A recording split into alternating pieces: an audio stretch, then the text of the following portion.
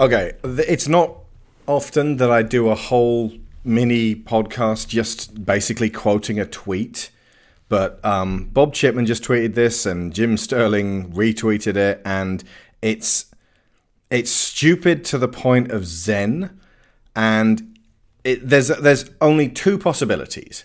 A, it's real, which is fucking sickening and amazing, and like it reaches nuclear levels of pathetic.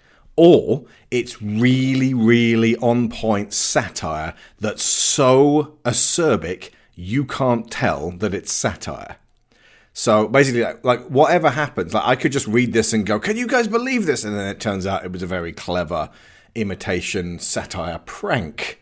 Or maybe it's absolutely real.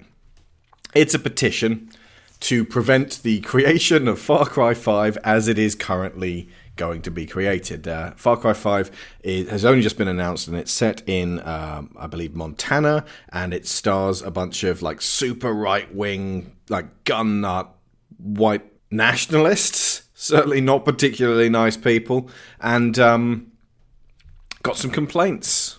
But I won't explain what the complaints are, because they're all summed up so perfectly in the remit of this petition. Okay. Enough is enough, Ubisoft. We've sat through your multicultural lectures and your preachy games aimed at degenerates and miscegenators. That's apparently the interbreeding of people considered to be of different racial types. In other words, suggesting interracial relationships. Ooh, fucking hell, the idea of people of different races getting together. Terrifying. We've tolerated it in the name of gameplay design and innovation, but no more. Yeah, because of course, Ubisoft are well known for their innovation. But no more. Far Cry 5 is an insult to your fan base, the Americans who make up the majority of your customers, and it's time you woke up to that fact. Change this or cancel it. It goes on. Us gamers have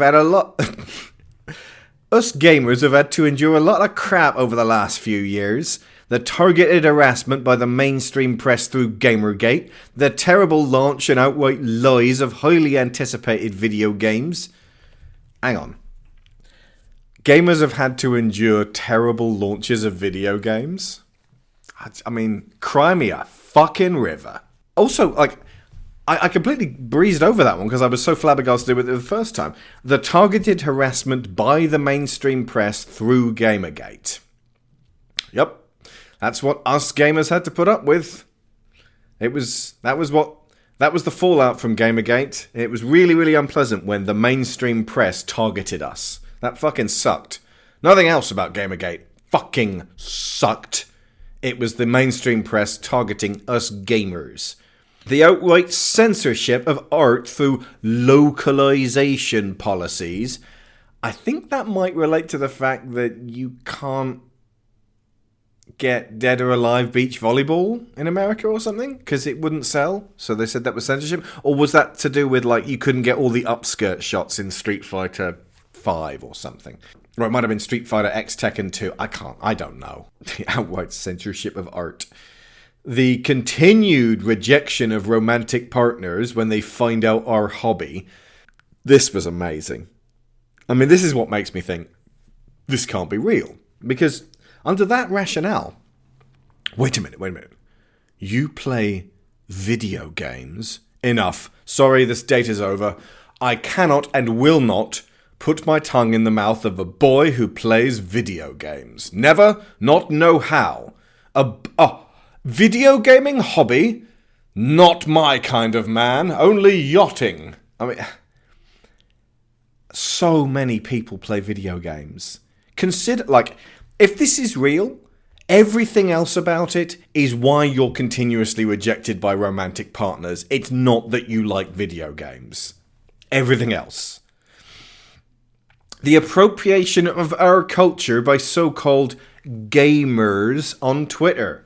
No more. I don't know, like, who would at this point self-identify as a gamer on purpose? The name's kind of ruined by, I don't know, just picking a name out of a fucking hat. Gamergate. It's time to draw a line in the sand. We, the American gamers that make up the majority of your user base, demand that you cancel this game. Oh, alright then, says Ubisoft. Or alter it to be less offensive to your main player base. Here's the thing, folks. Here's the thing. Like, this is a terrible, grotesque caricature of America. If you see yourself in this picture, something's very fucking wrong with you. Like, you need to be able to look at this picture and go, ooh, that looks like a crowd of people I would not want to get anywhere near. Not, hey, that kind of looks like me. In these times, you must understand that there might be some violent repercussions if you intend to follow through with your pointless criticism. This is why I can't believe it's real. No one would say this unless they understood irony or didn't understand irony. I don't know which. You'd have to be so ignorant of irony. If you intend to follow through with your pointless criticism, if you make this point, which I consider pointless, I will hurt you. What was your point? That these people are dangerous. Well, you nailed that one. You nailed it, Sonny Jim. So here are the following suggestions to make your game right. I mean, after I've just threatened you with fucking violence. 1. Change the villains. It's not so hard, really. Just change the villains to something more realistic. This does not sound like someone who has ever had to design villains in their life. Change it to something more realistic. And again, this next bit, just how can this be real? Islam is on the rise in America. So why can't we kill Muslims more? As is the violence of inner city gangs. Why can't we kill blacks more? This can't be real. This can't. No one. This can't be real. It's gotta be just a colossal gag. As is the violence of inner city gangs. We reserve the right to kill more ethnic minorities. Are you scared to do so?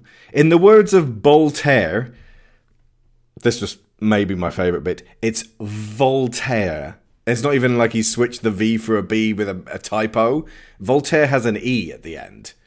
To learn who rules you, simply find out who's not being criticised. I believe the president himself has criticised Muslims and the inner city violent gangs. Number 2. Alter the villains. Even if you insist on making the villains American Christian, consider mixing the races a bit to not target white people exclusively.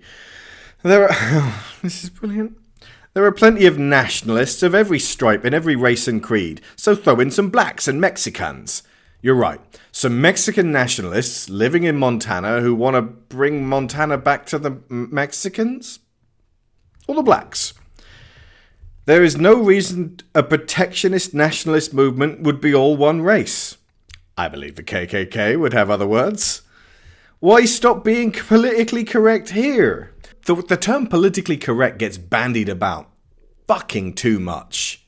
It definitely doesn't apply here.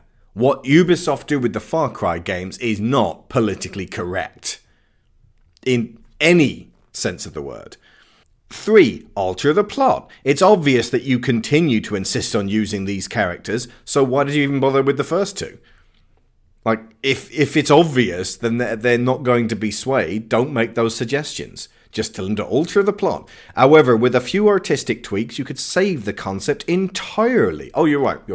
At the moment it's doomed, but with a few artistic tweaks, spoken like a true person who's never made an artistic tweak in his life, have the villains simply be misguided patriots forced into making their own nation versus the will of an oppressive over-government construed of all the people they turn their wrath against in their immediate surroundings.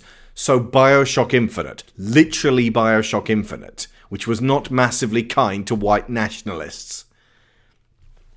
Their brutal physical and sexual violence towards their oppressors will then be explained as a reaction to harsh government policies and taxation to show that both sides are wrong. What you mean, Sonny Jim, is you kind of want these guys to be your guys. Am I wrong here? You want them to be relatable, understandable. I'm all for, by the way, creating villains that are in a shades of grey context.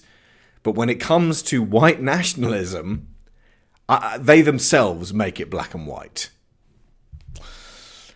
4. Change the setting, but only for certain markets. Look, I get that anti-Americanism plays in France, and I'm not telling you to give up on potential profits due to complaints. Yes, you are. Wouldn't want to be thought of as one of those hypocrite feminists, right? Again, this can't be real. But for America right now, anti-Americanism is out. You gotta play your market. Change the setting to Canada for America. This way you don't turn away potential players due to offensiveness. Just trying to help you make more money. No, you're not. You're not just trying to help them make more money. You have begun this whole thing from a point of view of moral outrage and threatened physical violence if these demands are not met. You're not just trying to help them make more money. Stop changing your mind on this. Look, you keep approaching this from different directions each time. None of them ring true. Follow one of more of these, and this game will be saved from PC hell. And see, to me, PC hell is being only ever released on PC. And multicultural development. Sorry, being saved from multicultural development?